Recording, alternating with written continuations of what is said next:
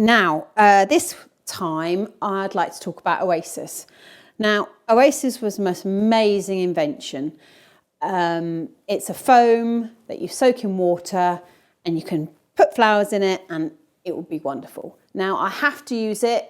It is invaluable to a florist. However, it's not the best way to keep flowers for length. The best way is always just with water in a vase.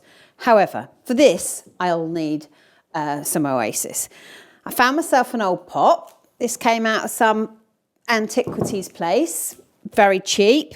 I've lined it with some plastic. I've put my Oasis inside.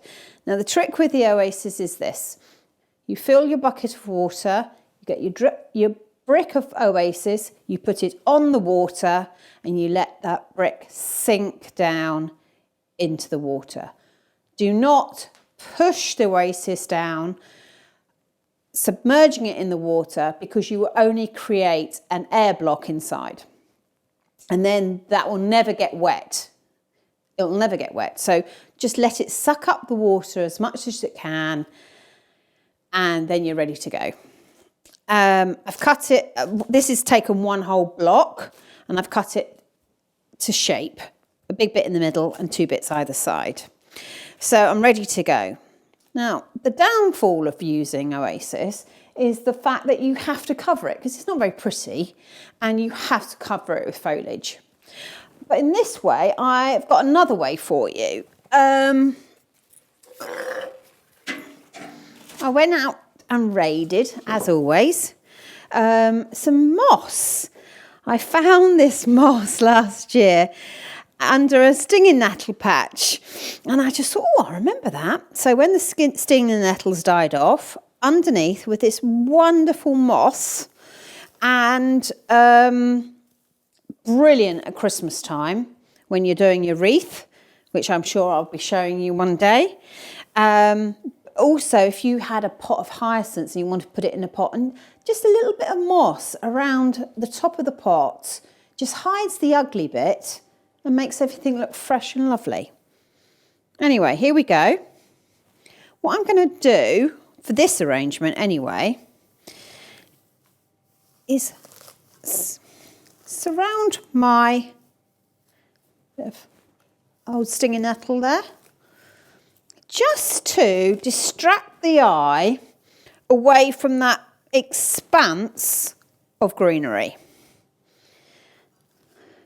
Now you could do that, let's get rid of that, and just maybe thread some rose heads or something through into the Oasis. Now the idea once again is to direct the stems into the centre of the Oasis, pointing down. But in this arrangement, I thought I spotted these gorgeous Alliums. Oh my God, do I love them. Do the Chelsea gardener love an Allium? They're out in the garden in May and June time. And if you're anything like my Alliums, they love it here. And so I've got plenty to cut. I didn't cut these because we're not ready for them yet in the garden. But when they come, they speak for themselves. As you can see, just holding them there like that, I think that says volumes. And so that's where I got my inspiration for this design, because I thought I would do something that literally enjoyed the length of them. And I'm just going to find a way through the moss, and I'm going to keep them all upright. Bit of a broken stem there.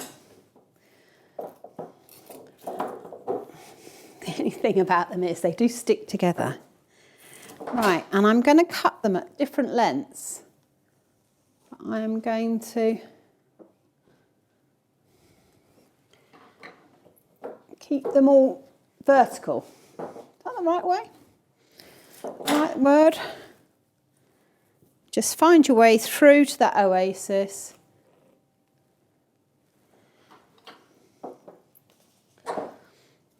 Not so great for the hay hay fever sufferers because they're a bit seedy. And I tell you, they are from the onion family. So after a few days, you could have a slight aroma of onions or chives. No, don't like that one. And when you're using Oasis, once you've decided, it's not liking that bit, where the flower's going to be, you have to try and stick to it a bit, because if you keep pulling the flowers out and putting them back in, you'll start to break up the Oasis.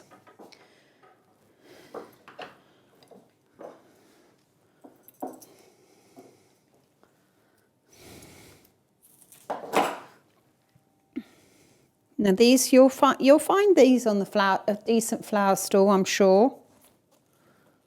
No, he didn't want to go out there, does he?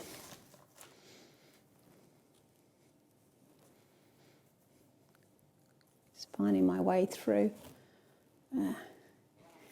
I did a wedding last year of a couple that met when they worked at Wimbledon, and this was.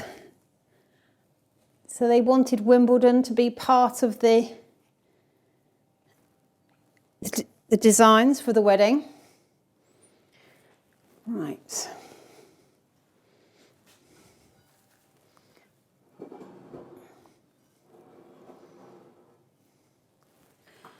Right.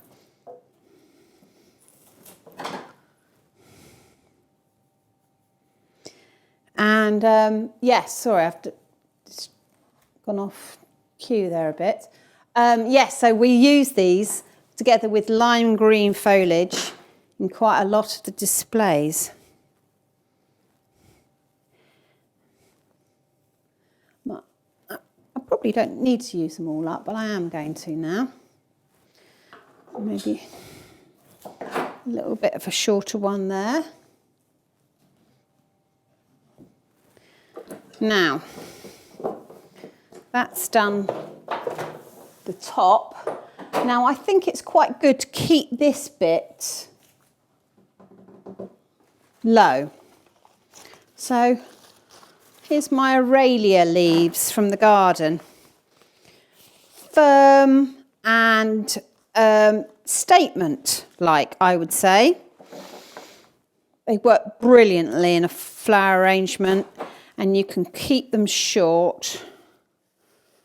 I think I'm going to do something along this lines, and I'm going to keep it simple, sticking into my Oasis. I mean, I could forget the moss and fill this bit with foliage, which would look brilliantly, just as brilliant, but just to give you different ideas. Let's use these Aralia leaves. Maybe one there in the middle.